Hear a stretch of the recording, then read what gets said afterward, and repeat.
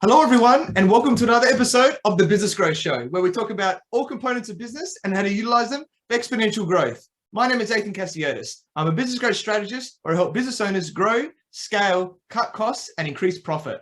And today, I have an awesome guest. She's an entrepreneur, on-air personality, wellness mentor, content creator, brand strategist, keynote speaker, connector, and co-creator of NYC Fit Fam with her husband, George, where they share tips on fitness, nutrition, mindfulness, and parenting, and have been named one of the 7 fittest couples on Instagram. She contributes on-air wellness advice and lifestyle tips to hundreds of shows, including Dr. Oz, Today, Good Morning America, and more. And she's the face of Zuda Activewear on QVC and co-host of Off the Gram podcast. Welcome, Jamie Hess, and thank you for being on my show. I'm so excited to be here. Love it, Jamie. It's going to be so awesome today. I'm sure there's going to be huge amounts of value. So you're a very successful entrepreneur. So for those people who don't know who you are, please introduce yourself by telling us about you and your journey. Well, thank you, first of all, for having me. I love you, love your show, and love how we connected. And it was through the business world, but I truly believe good people in business just find each other. So I have a really interesting history in business. I mean, as you mentioned in my introduction, today I am a wellness expert. I have a coaching practice called The Big Ask, where I help women, and I'll talk about that a little more as we get down the line here. And I'm an on-air personality and a podcaster. But prior to all of that, I was in public relations for 17 years. So I was a high-level business executive at a big agency, and we represented a lot of the Fortune 500 brands that you probably know and love. I ran the book of business on McDonald's, General Motors. And then I also did a lot of, PR for just different brands in the health and wellness sector. And those were always my favorite accounts. I love McDonald's because they were fun to work for. But the ones I really geeked out on were, healthy CPG brands and, boutique gyms that were maybe, chain type gyms across the country, across the US. I just loved those ones so much. And I really wanted to put all my attention there. But of course, the McDonald's of the world kept the lights on. And they were a great client, by the way. Everyone always says, you're a wellness influencer and you used to work for McDonald's. And I said, I don't have to necessarily be their consumer to be a good marketer for them. You know what I mean? Like, it was still it was an exercise in marketing that was awesome. But after 17 years in that business, I had this little Instagram that took off, as so often happens these days, right? So it's called NYC Fit Fam. And the way that it started was my husband proposed to me on a treadmill at Barry's boot camp. And that proposal went a bit viral. It was actually 10 years ago this week. So this is like a funny anniversary that I happen to be getting interviewed about it today. But that kind of launched this Instagram account that I had called NYC Fit Fam, where I was just sharing kind of my tips and tricks for staying fit and building community and using fitness as a foundation and, just a solid bedrock for friendships and relationships. And it became this thing where, all of us, I was not even trying to be an influencer, Ethan. I was like, well, one day I was like to my husband, I said, babe, all these people started following me. I don't even know who they are. Like, it's not, Grandma Sally or Aunt Sue. It was like people.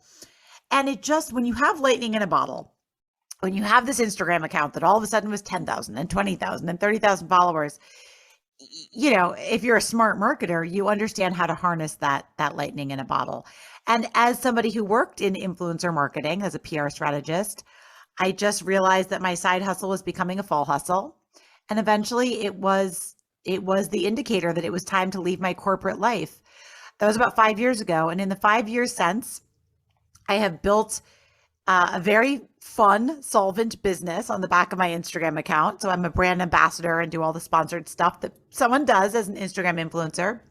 But it also launched my career on television as a wellness expert. You mentioned I am on QVC. I'm the face of their activewear and athleisure line. I have a podcast called Off the Gram, which is kind of all things at the intersection of wellness and social media. I co-host it with 2 other influential ladies in wellness. And then I have a wellness coaching practice called The Big Ask, which has kind of become my North Star, which is actually my first B2C business. And I help women across the United States and maybe around the world someday, but for right now in the US, um, achieve their wellness and weight loss goals, but in a very new way that I think is really going to change the world. Yeah. Love it, Jamie. What an amazing story there. And it's amazing when something does take off, and then it's you were smart enough to continue that momentum, and now it's exploding in so many awesome ways that you can make a big impact in a lot of different media ways. So that's really cool. And I think wellness is becoming a much bigger topic now. I think especially COVID, right? Sort of everyone being locked down, it sort of affected people in a lot of different ways. So we have to think about wellness, and there's a lot of facets to wellness, and I think a lot of people have a different definitions. Do you want to maybe share a little bit about what you think wellness is, and a bit more on that? Well, I'm so glad you asked. It's like, wellness gets a bad rap in some ways because it's just become so oversaturated. It's a buzzword. There's a lot of memes about the ridiculousness of the wellness industry because it's true. There's a lot of spaces in which it's like it's gone pretty far to the woo-woo side, and you think wellness and you just think trendy girls with matcha lattes and reading crystals and astrological cards, and that's part of wellness, and there's nothing wrong with that, by the way. That's great. But wellness is so much more than that. To me, wellness is holistic. It is living well. That means financial wellness. That means time management. It literally means getting somewhere on time and de-stressing your life by being an organized, well-functioning human. It has to do with cognitive behavioral therapy and human behavior and getting your stressors and anxieties in check, and doing so in a way that hopefully is, maybe not with prescription medication, but with some more coping mechanisms that you would hope one would have. So wellness literally encompasses everything that we do. And when I think of the wellness kind of modalities that are the most important to me, it has to do with nutrition and fitness, certainly, but like a click deeper than that. It has to do with understanding okay, nutrition, but that doesn't just mean weight loss. It means what about my gut health? Because your gut, actually 95% of your serotonin is produced in your gut. So if you're in a shitty mood, that's probably not just because you could be depressed, but it probably has to do with you're in a shitty mood because maybe your food isn't nourishing you and nourishing your gut. Maybe your relationships with, your loved ones and others aren't in check. Maybe you're stressed out because you have terrible time management, but you just aren't able to recognize it. This is all wellness. So when I coach women, they come to me for weight loss, but the dirty little secret is, girl, you're going to lose weight, but I'm not going to let you out of here before making you a whole new person, because you just can't address one without addressing the other. So women walk through my door to lose 10 pounds and they walk out an entirely new version of themselves. Yeah, love that. Really powerful. Love that, all those different intricacies. And it's so true with, all these different areas. And I love, what people think the problem is, but then what the actual problems are when you delve deeper, and everything there is really powerful. And I think, especially in business, our energy and our focus is extremely important, right? So having that wellness element, if we talk about that health nutrition sort of side of wellness, I think is really important, like you said. So, do you want to maybe share a few things about maybe that side of things, right? About how can we ensure that we have good health? What are a few little more tips or something like that, so that we can have good energy, so so that we can do what we need to do in our business, and obviously have a great life outside of that, at the same time. So here's the thing. How you do one thing is how you do all things, period, right? That has to do with your health. That has to do with how you perform at work. If you are not nourishing yourself, you're not nourishing your mind, your brain, your mind, body, soul connection, you're not going to be your highest performing self at work. So to think that one is completely agnostic of the other is just completely short-sighted. And if you read the lists, Athin, of the top 5 things that all billionaires do, right? By and large, almost across the board, they get up early, they meditate. That's on every billionaire's list. If you read these lists on Forbes or anywhere, they meditate. They take time for mindfulness, right? To direct and quiet their mind so it can be its most effective and productive. They get physical exercise, whatever that is. It doesn't have to be a 90-minute HIIT workout, but they get physical exercise. Most of them do it in the morning because it's great for endorphins and just lubing up your body, right? And they do things like drinking enough water and taking a little time away from the screen to take walks. That, my friend, is wellness. So when people come to me and they're like, I want to know, tell me what the new trendiest diet is or the new way to lose 10 pounds. I mean, I can do that. I'm happy to help you unpack like, paleo versus keto. I mean, it's all, there's credence to all of it. But that's not the thing. Like, you're not holding on to excess weight or having a hard time focusing or getting out of your brain fog at work because you can't figure out keto versus paleo. You're having a hard time because wellness and mindfulness are not your North Star. So the most simple things that I can convince people to do are schedule your workouts first. Physical activity is important. All right. You don't have to do the trendiest workout. It can be a power walk. It can be whatever works for you. For me, I like to have my big ask clients do 3 days a week of sweaty cardio, 4 days a week of whatever else they want. You notice I don't schedule in a rest day because I believe that there can be active rest. So usually that'll look like 3 days a week of maybe some sort of like running or a spinning class. And the other 4 days they'll be doing lifting or sculpt or yoga. There's some sort of movement because I believe all 7 days of the week, you should have some sort of about 40 minutes a day of discipline for a movement. You schedule that as the very first thing that goes onto your calendar for the entire work week. And in the big ask, I match people with a big ask, like a hyper-local accountability partner. For me, it's my husband, right? So my husband's my partner. Now, it doesn't mean he's my coach. I don't ask him to do anything he's unqualified to do. He is the recipient of my plan, and he helps me stay accountable to the plan that I have devised. Simple, right? So on Sunday night, I send him, this is the 7 days ahead. This is the plan. Sounds simple, right? Sounds like, duh. Thanks, Jamie. Thanks for coming on this podcast to tell me to schedule a workout. Can I tell you how many people don't do that? They just try to fly by the seat of their pants, and consequently, they just go from one day to the next, and the workout maybe happens or maybe doesn't. And they think, oh, I didn't get it done before work. Maybe it'll happen after work. And then they beat themselves up because it doesn't happen. Put yourself first on your calendar, because then you're going to take care of the other things. Does that mean you need to get up an hour earlier? Do you need to put out your clothes the night before? Do you need to arrange childcare? If you don't take care of yourself and just that little bit of self-care, the rest of it's going to go to shit. And I'm sorry if maybe, I don't know if I can curse on your podcast, but we're going all in. I'm going to get you that explicit reading. But honestly, it is the simplest piece of advice that I can give people that they just don't do, right? And then after that comes meal planning. And people also make a way bigger deal out of that than it needs to be. Breakfast, snack, lunch, snack, dinner at scheduled times in the day, right? So for my clients, it's 8 a.m. By 8 a.m. is breakfast. A snack is between 10 and 11. Lunch is 12 to 2. Snack is 3 to 4. Dinner is by 7 p.m. It's 5 times. Don't overcomplicate it. 5 times. You plan for the day ahead. What are those 5 feedings? What am I having? Plan it out. The more you can simplify your life, the more you don't have to make in-the-moment decisions when you're hungry or stressed or tired, the better off you're going to be. But putting yourself first is my biggest piece of advice.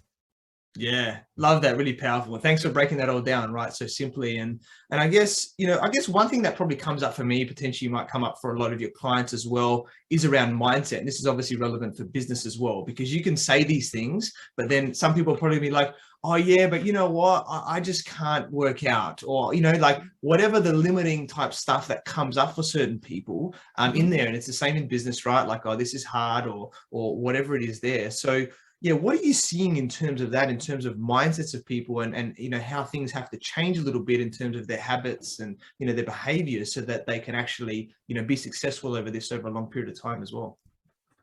My biggest piece of advice is stop trying to do anything in a vacuum. And I think COVID made this world very weird. And we were already super disconnected because of the digital age, right? It's like we feel really connected because we all are up in each other's lives on social media, but we just don't have that much face-to-face contact in the way that we used to, like when you and I were growing up. COVID made it acceptable to never go out of your house. In fact, mandated, right? To never go out of your house.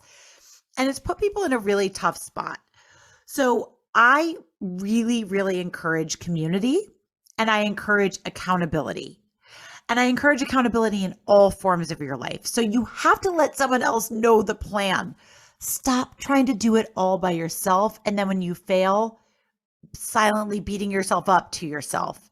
The more that you can get engaged in a community, set up an accountability group at work. 3 people at work that you guys are going to be each other's cheerleaders and accountability partners, that you can get tasks and projects done together. Like I said, use a hyper-local accountability partner, a loved one, to help get your mindset and your wellness in check. But stop trying to do things in a vacuum. Also, affirmations.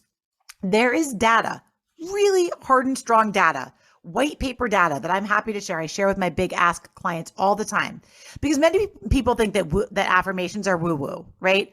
Oh, I'm going to look in the mirror and say, I am great. I am powerful. Let me tell you something. There are tons of studies, and I have a study from I think it's the Center for Neuroscience and Technology. It's like some very official sounding center, but it's a really good stat. And it's like the ability of affirmations to change your actual brain waves. It's astounding. So lest you think that you're just going, if you have a negative mindset, that you're just going to somehow convince yourself to think differently, you're not. You got to take action. You got to get other people on board to help you change what you're doing. And at the end of the day, anybody who is thriving in business is doing it with the support of a team. They're listening to podcasts like yours. They're reaching out to business mentors. I am all about tangible connections and hyperlocal accountability and using techniques and tactics, because if nothing changes, Athin, nothing changes. Yeah, so true, Jamie. I love that. I completely agree with all of that. And I think that, links in a lot with our network, right? About who we know, right? And then there's the old saying about our network is your net worth, right? In these things, It's like, who are you connecting to? And yes, we can connect online, like you said, but the in-person connections and things can be a lot more powerful. So it's sort of having a bit of both, and the opportunities, I guess, that come from that, from when you're meeting new people, because you never know what is out there and who you might be introduced to, and then how you move from that. So do you want to talk a little bit about that and how that's helped you as well?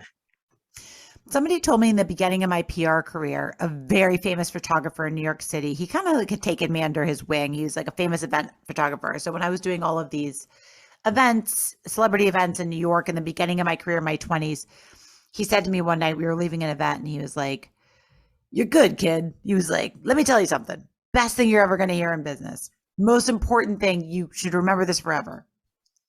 Follow-up is everything." And I was like, and again, it's like one of those things you're like, okay, like, that's not mind-blowing information. Yeah, follow up.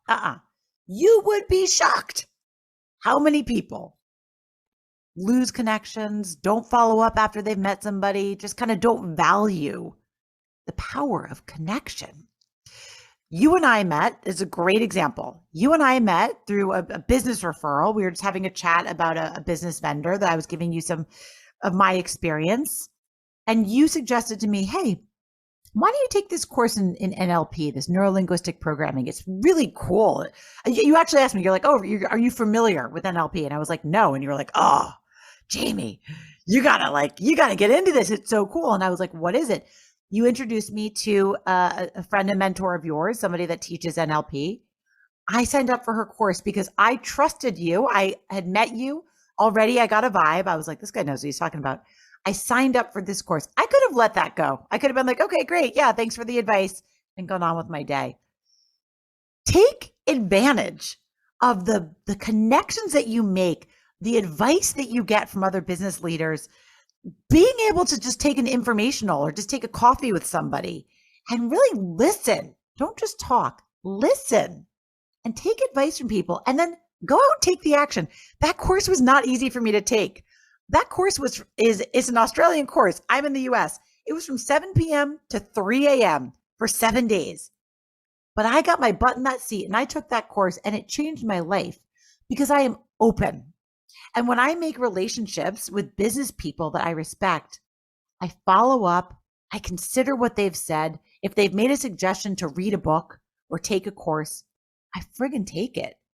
And I'll tell you something, my follow-up, when I've met people over the course of my career, my follow-up, my attention to cultivating relationships intentionally has been 100% the key to my success.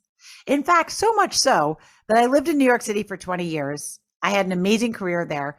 I was able to move out to the country, to the suburbs, to the country, like out in like cornfields and horses land during the pandemic, because I genuinely feel like I have such a wealth. I have fostered these relationships so hard over the past 20 years that I don't even need to live in a big city anymore. I have such an amazing arsenal of humans and relationships.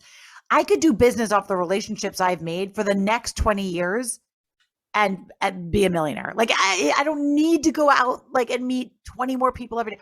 I've been so intentional about my relationship building because I literally collect people and relationships like other people collect stamps. And I guard them with my life.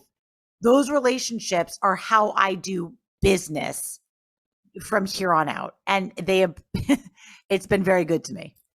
Yeah, love that, Jamie. Such an awesome story, and yeah, awesome how we connected, and you went all in. I think that's a testament to you as well, because you were like, take the action. You committed. Like a lot of people, going from 7 p.m. till 3 a.m. would be like, that's hard. I've done it before, right? Those types of things, and once it's like anything, right? In business, once you commit to something, you go all in. You take the action, you get the results. And I'm sure your clients and everybody else that you're around are really going to benefit, from that knowledge of how human behavior is and how you can really help people, in a much deeper level, in those ways as well. So love all of that as well, Jamie. Really powerful. And obviously, I'm intrigued about the influencing side of you, which is really awesome, right? Like you said, you had this, obviously Instagram that just blew up, and you've got like over 150,000 followers or something now on there, which is really awesome. So congrats with that.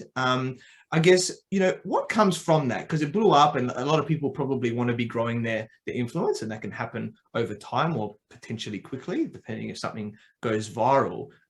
Sort of, how can we use that, right? Because there's one thing about having it, but it's like, how do we capitalize on that status that we have? And what sort of can we get into? I know you sort of touched on a few other things, other media areas, but do you want to maybe just share a little bit about what opportunities then open once we've got that type of audience? So it's really interesting. I was on the influencer marketing side. I was the one hiring the influencers for brands like McDonald's and whoever else, right? So I really had an understanding and an acumen for building influencer programs. So when I started doing influencer campaigns, but I mean, like anybody, it was just a learning. Over the first couple of years, I was teaching myself everything, because when you're an influencer, I don't think people realize you have to teach yourself to be A+ photographer, videographer, photo editor, video editor. You have to teach yourself. You're a one-person advertising agency, truly. Brands pay me. I mean, it's a multi-six-figure-a-year business for me. It's what I do. It's the baseline of everything that I do.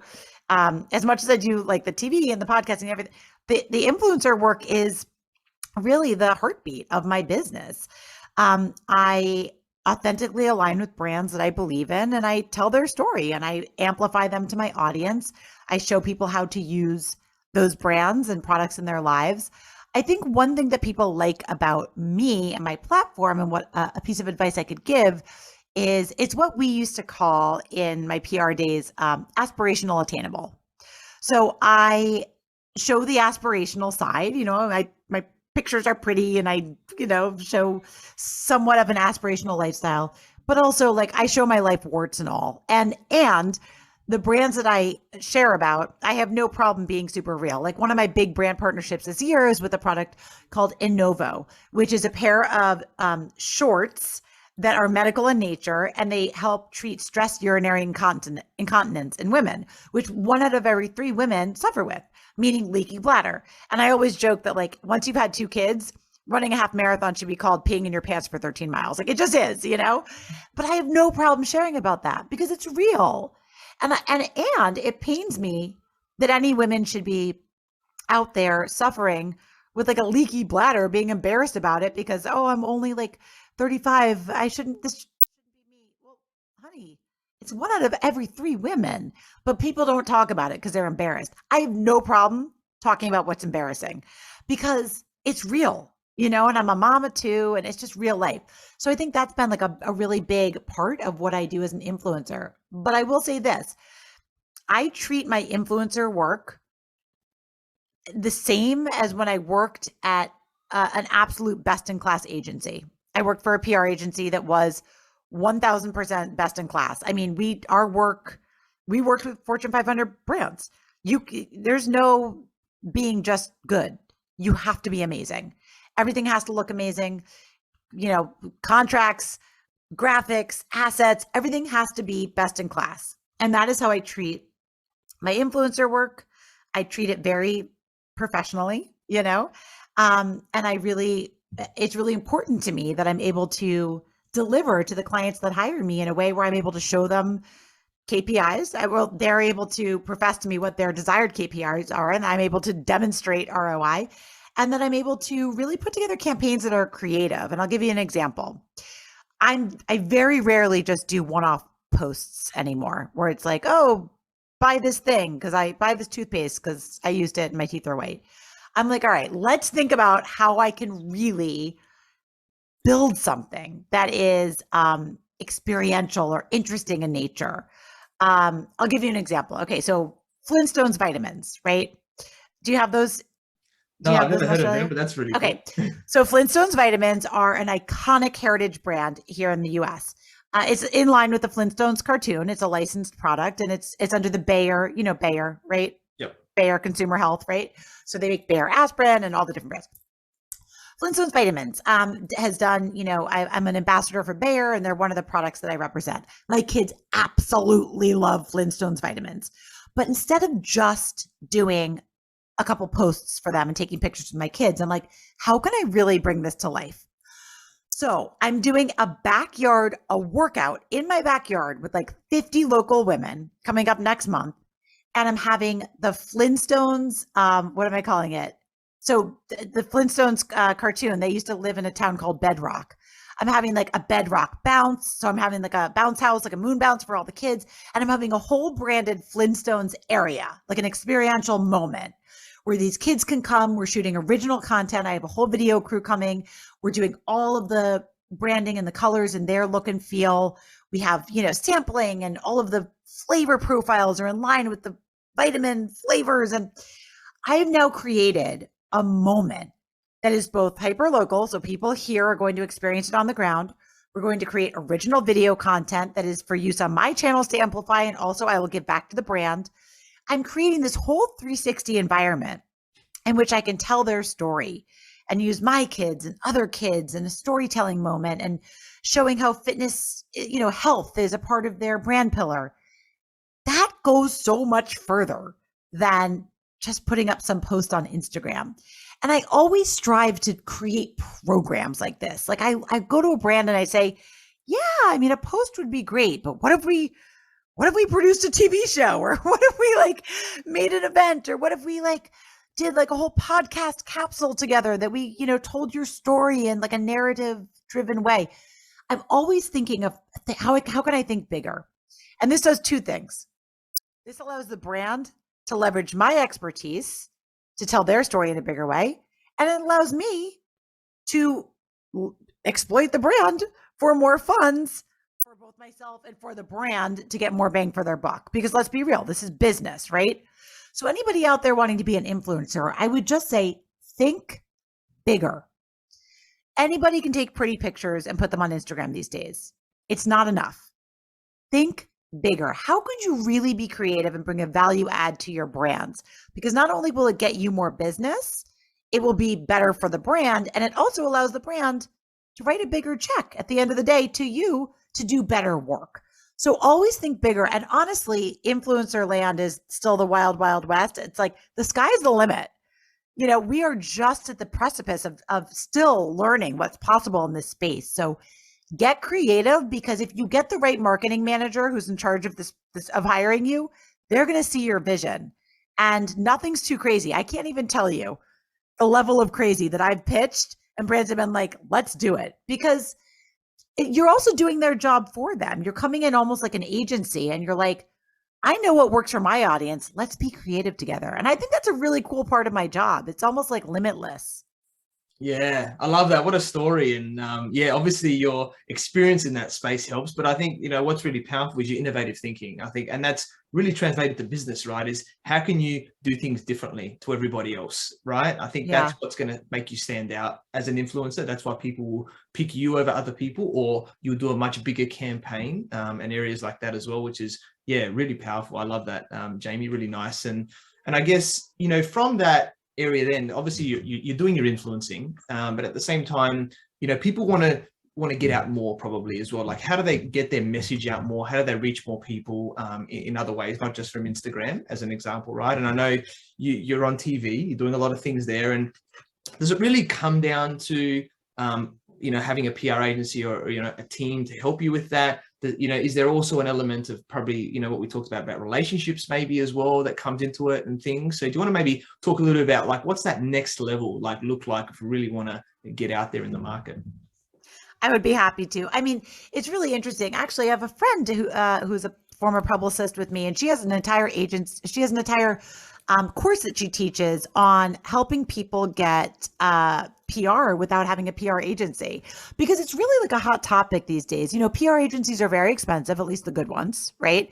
And not everybody has that in their budget. And here's the problem. You get what you pay for, right? So if you get like a lower level PR person that you can afford, you're going to get what you pay for, right? And so it's like, it's tough to hire a really good agency is really expensive. And there is something to be said for, I always say this, no one is going to work as hard for you as you will work for yourself. So do not resign yourself to the fact that only a PR agency can get me press. You can get yourself press. And by the way, no one is going to be as passionate about your business as you are. My biggest tip to getting yourself in the press, in the news cycle, is you have to find what's happening right now in the news cycle and attach yourself to it. Going out with a blanket pitch to like all of the news desks at the TV stations or whatever is never going to that's not what's going to get you on, right? So you have to be super targeted. When you're pitching bookers, producers, editors, you have to show and demonstrate that you know what they write or are on TV about, that you understand what's going on their station or in their magazine or on their website at that time. Like, what are they writing about? What did you read an article recently that's similar? You then tell them, hey, I recently read your article on, new companies that are providing, updates in sustainability. My company's actually doing it in a different way. And I'd love to tell you a story about how it's working in our community and see if it might be a fit. Like, you have to help bring it to life. You cannot be lazy. In pitching as a publicist, you cannot be lazy. Every pitch has to be super targeted, but get out there and keep pitching and keep telling your story. But you have to, I always say this, especially with television, producers love when you do their job for them. So I always would come in when I would get my best TV segments booked. You got to come in with like a targeted pitch and show them what it would look like, exactly what it would, not just like, I have this business. Do you want to cover it? Well, no, show them what it would be like. If your business is, a gym, say, here's what I'd like to do. We know that, spring is coming up. Everybody's looking to get their bodies in shape as the weather gets warmer. I would like to bring your newscaster out to a park. We have this one really cool class that we do that like runs them through an obstacle. It's really TV centric and it's great. It would look great on the air.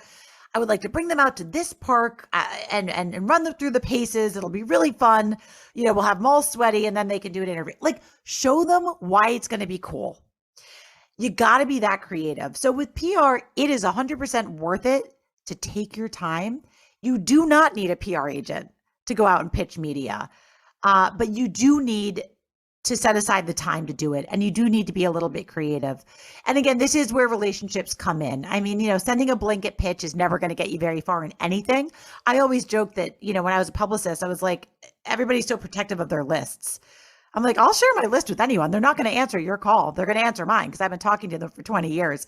So relationships are important. So if you have anybody that knows anybody, at the local news, I would start there. So quality over quantity, rather than sending out 20 pitches, really try to get in with that one person who might actually answer your email, because the amount of pitches that media people get on any given day is deafening. It's just staggering.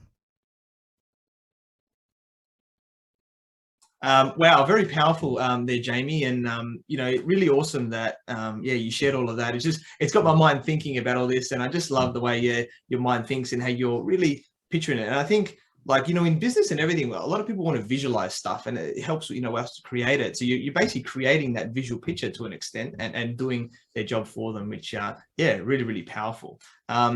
So obviously you're helping people with that, the coaching, mentoring aspect with your clients, and helping them to move forward. But I'd like to hear from you, from your perspective, because a lot of the time, we need to grow, and a lot of the time we get people from outside us, right, to help us, like coaches and mentors. So how important has coaches and mentoring been for you, like in your business, and what it's helped for you to achieve as well?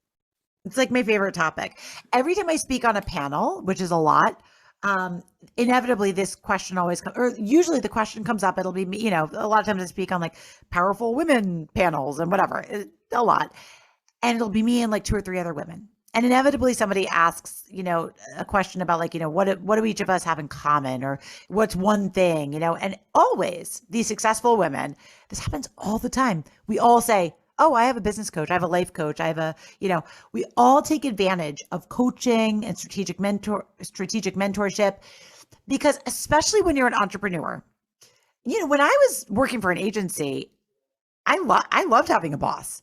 I loved getting an A+. I loved getting a pat on the back. I loved having a deadline and meeting that deadline with deliverables that I was told to do, and meet benchmarks that I was told to meet, and I would meet them. And it's like, I would get an atta girl. That feels great.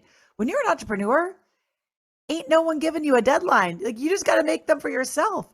So if you don't have good prioritization and time management, and like when I left my corporate job, I had a vision board of like 100 things, and I tried to do them all in the first 30 days. What do you think happened?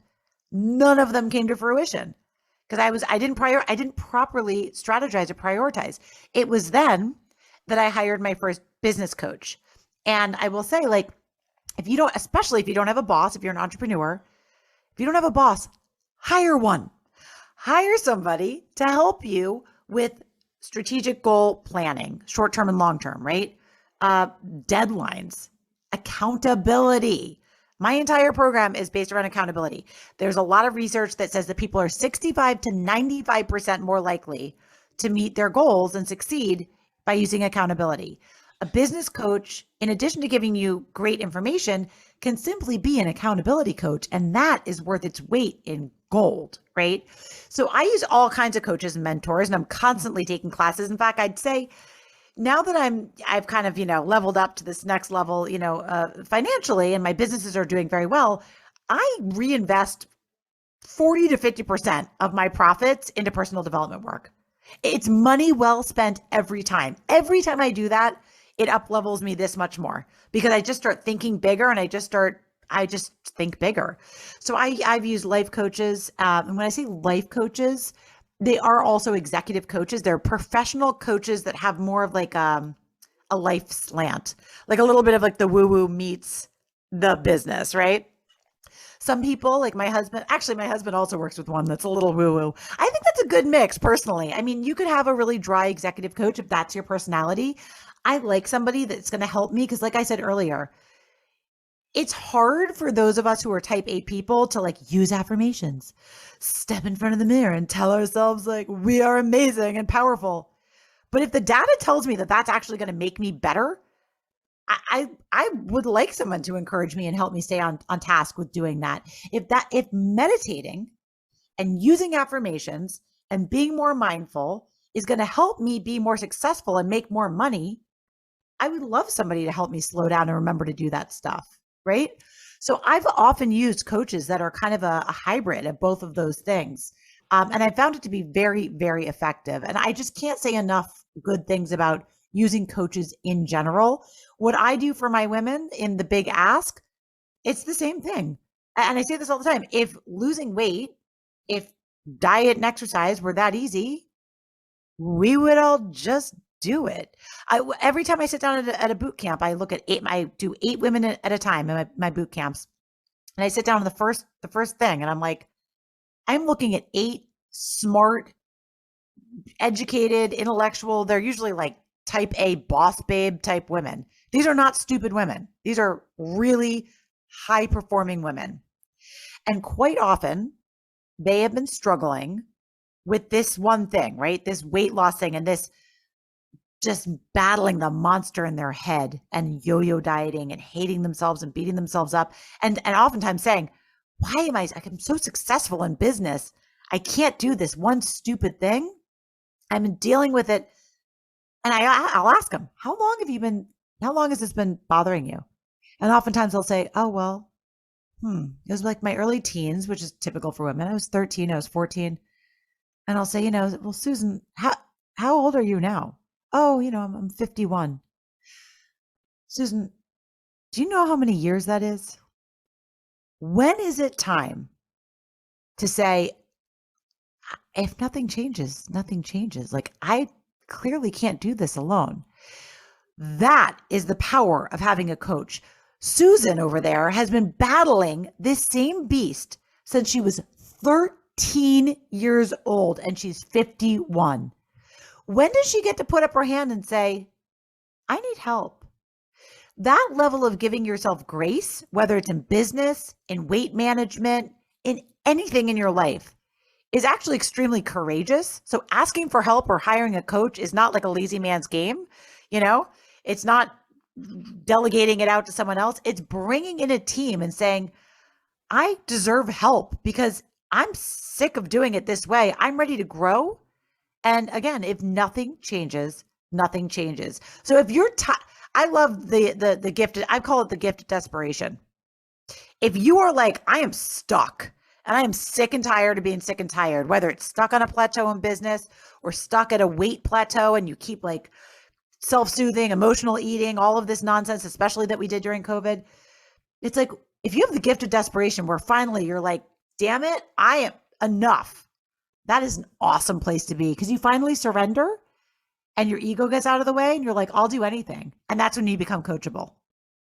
Yeah, love that. Such an amazing segment and completely agree with all of that, Jamie. Just dropping so much gold today. It's been really powerful. And I guess as we're wrapping up today, after awesome, sharing, what one key piece of advice would you give to all of the entrepreneurs watching and listening today? So I said it earlier, how you do one thing is how you do all things. And that mantra reminds me in all of my dealings throughout the day to do what I just did, to take a deep breath, to slow down, to be more mindful with how I take a step, how I chew my food, how I answer an email. I am absolutely guilty of being the Tasmanian devil, right? Like I just get on one and I'm just like going, and I get stuck in stress and anxiety. To remind yourself that how you do one thing is how you do all things. Who do you want to be in this world? Do you want to be that person that is going, and always looks like they're in a freaked out state of mind and like, some people do want to be that person because they truly believe that person, the person that looks like they're doing the most is doing the most. I personally want to be that person that I see that like looks completely unbothered, but underneath it, I know they're a baller. That guy that's like, that looks like, just like the world just kind of slides off his shoulders. But underneath, I know that he's like moving mountains and he's a hustler. That's who I want to be as a business owner, as a human being, as a mother. So taking that deep breath, taking 5 minutes of meditation, and I mean actually sitting down. It can be you could do it on, there's podcasts that do meditations. You could just go on YouTube and type in 5-minute meditation. Don't overcomplicate it. Anything you can do to slow down and be a little more mindful and a little more intentional, and then insist that that's a red thread that runs through your life. That is my advice. And I know it's easier said than done, but if you start doing it in little spurts throughout the day and you remind yourself a couple times throughout the day, okay, let's get reset. Let's get mindful. Let's be the me that I want to be. It makes a huge, huge difference. Yeah, Wow, so powerful. Thank you for sharing that, Jamie, and really hitting that home to all of us to remind us to do that throughout the day. And yeah, we connected through our networks. We learned about your awesome journey from starting in public relations for so many years to creating, NYC Fit Fam and being an on-air personality. You're an amazing woman. I'm sure everyone will agree, and I'm sure you continue to help people to enhance their wellness and fitness and every area of their life as well. I'm very grateful that we connected, and I look forward to working with you in the future. So, Jamie, how can people find you and get in contact with you? So there's a couple ways. On Instagram, I am NYC Fit Fam, so like a New York City fit family. So that's my Instagram handle. And then my website is thebigaskmethod.com. And I do encourage you to go over there and click around. We're doing some amazing work. And if weight management is something that is compelling to you and interesting, I'm here for you. Yeah. Love it, guys. Definitely check out Jamie. She's amazing at what she does, and so much value that she's giving out there on all the different platforms. And thank you to everyone for watching and listening to this show where we talk about everything on business growth. Please like, subscribe, and leave us a 5-star review. And you can find me on Facebook, LinkedIn, Instagram, and YouTube as Athin Cassiotis, or visit my website, athincassiotis.com. And if you want to grow, scale, cut costs, and increase profit in your business, you can reach out to me on any platform to see if we're a good fit.